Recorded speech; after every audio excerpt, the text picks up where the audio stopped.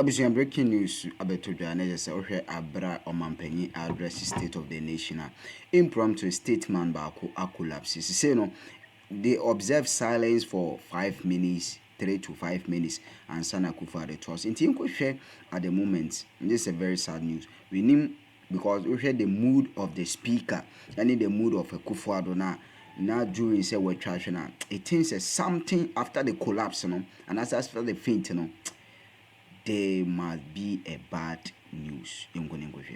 International reserves of almost 8 billion United States dollars. This is more than the 6.2 billion United States dollars of gross international reserves my administration inherited in 2017. Economic growth. The noise will not shut out the statistics. And I intend to put the statistics on the record of Hansard, no matter the amount of noise.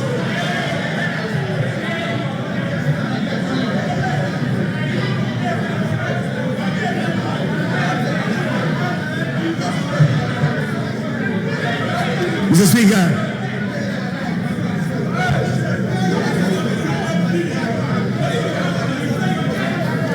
Speaker,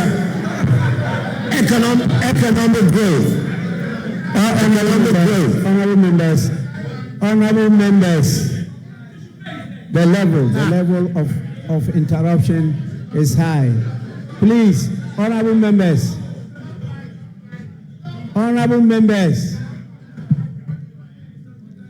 His Excellency the President is not out of order. Please.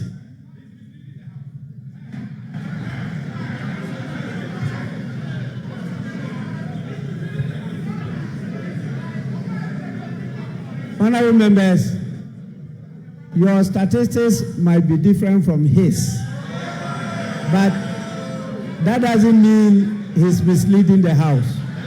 He is in order. Please, Your Excellency, continue. The statistics cannot be different. There's only one set of statistics that there is. It cannot be different. Your Excellency, truth is indivisible. Truth is indivisible. Is one and one only. Your Excellency, thank you very much. As an accomplished member of Parliament, you are out of order.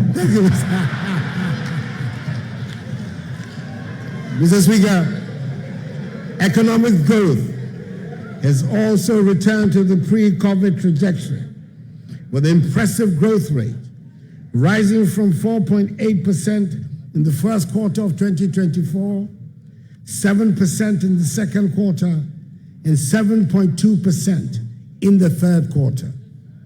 It is projected that this year's growth rate will be 6.3%, significantly higher than the 3.4% my administration inherited in 2017. The growth of the economy is further reflected in the growth of private sector credit. Private sector credit in nominal terms grew by 28.87% in October 2024, compared to the negative 7.5% growth recorded in the same comparative period of 2023. In real terms, growth in credit to the private sector improved to 5.5% compared to a contraction of 31.6% recorded in October 2023. It is further reinforced by improved external balances, with the current account balancing improving significantly to a surplus of 2.6% of GDP in the first 9 months of the year, compared to a deficit of 6.6% of GDP in 2016.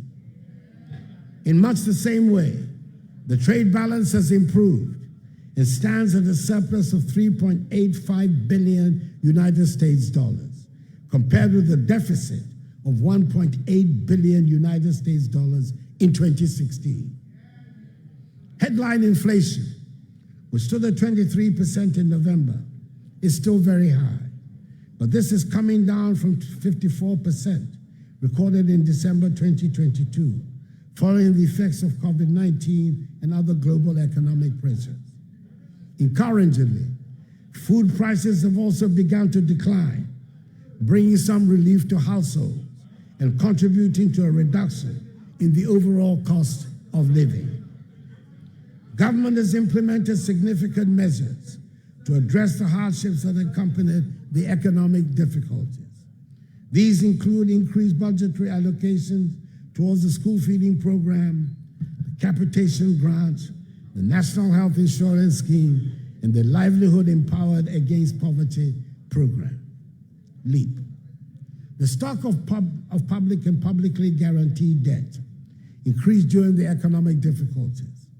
However, the government is servicing its debts, honoring coupon payments for both domestic bonds and Eurobonds.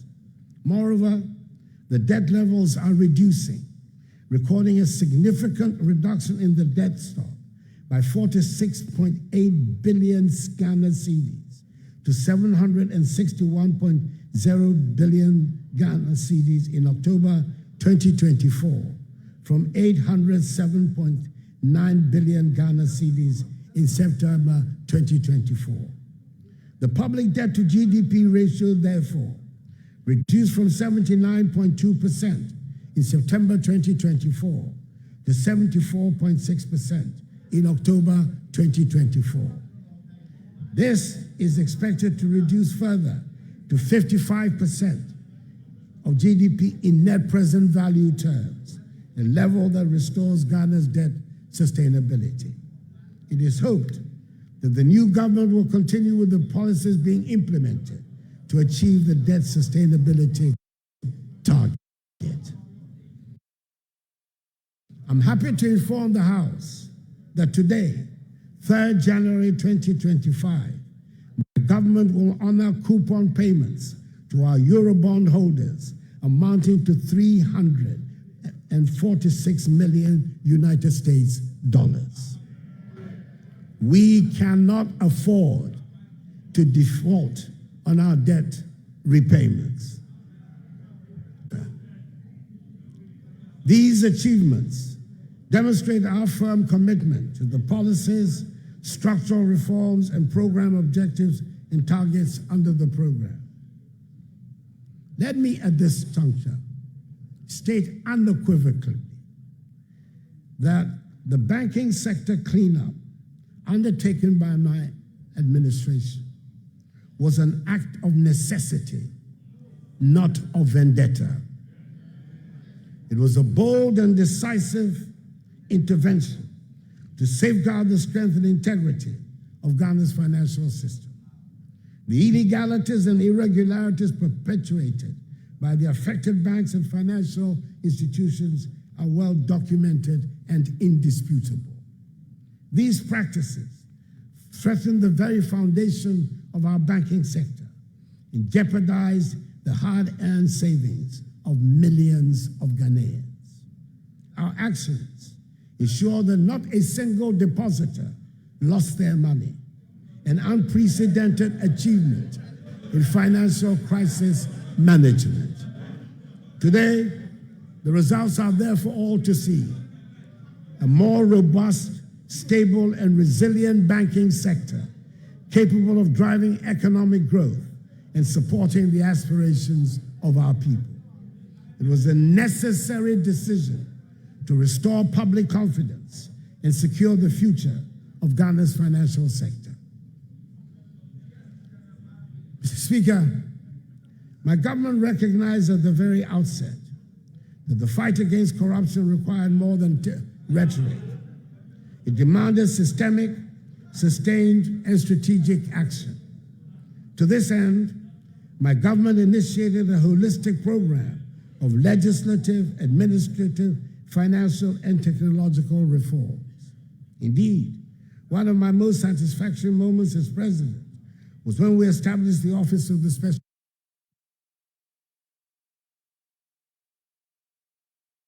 rank or status would be above the law.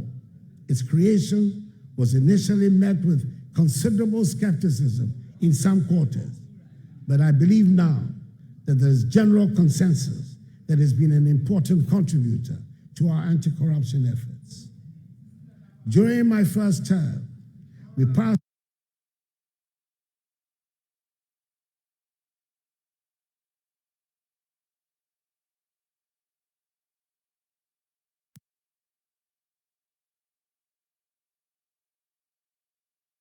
(2020) with harsher penalties of 12 to 25 years of imprisonment. We also enacted key laws such as the Fiscal Responsibility Act, the Revenue Administration Amendment Act, and the Anti-Money Laundering Act, all of which have strengthened our institutional framework to combat corruption and ensure accountability. We ensured that all allegations of corruption leveled against appointees were duly investigated by independent institutions of state, which generally dismiss them as unfounded. Budgetary support for accountability institutions has also witnessed unprecedented increases. For instance, from 2017 to 2023, SRA's budget increased by 99%, Parliament's by 100%, the Office of the Attorney General by 162%, the Audit Service by 258%, and the police by 274%. These investments reflect my administration's commitment to empowering these institutions to discharge their mandates effectively, which means that the tools needed to exact accountability from all public office holders, including those of my own government, have been considerably sharpened. The application of these tools, whilst respecting as it should due process and the rule of law, however, should pose no problem, no fears for any honest public office holder. I remember the early days of these reforms when skepticism abounded. People asked, will this really make a difference? Today, the numbers speak for themselves. The Auditor General's report for 2023 showed a reduction of 5.2 billion cedis in financial irregularities, a 32% drop from the previous year. You're not listening to me. You're not listening to me. I've just explained to you. From the previous year, I just said so. Listen, open your ears and listen to me. Mr. Speaker, my government has undertaken impressive reforms to strengthen Ghana's judiciary, enhancing both capacity and accessibility. Key achievements include addressing court infrastructure challenges with the construction of 100 courthouses, 90 of which have been completed and are operational, making it the biggest single infrastructural intervention for the judiciary in our nation's history. The establishment of the Court of Appeal complex in Kumasi, along with 11 regions to be handled locally, reducing delays in justice delivery. Additionally, the implementation of the e-justice system has digitized case management and streamlined processes, solidifying the judiciary's role as a bulwark of Ghana's democracy and development. Moreover, the Law House, a modern facility for the Office of the Attorney General, has now been completed. Mr. Speaker,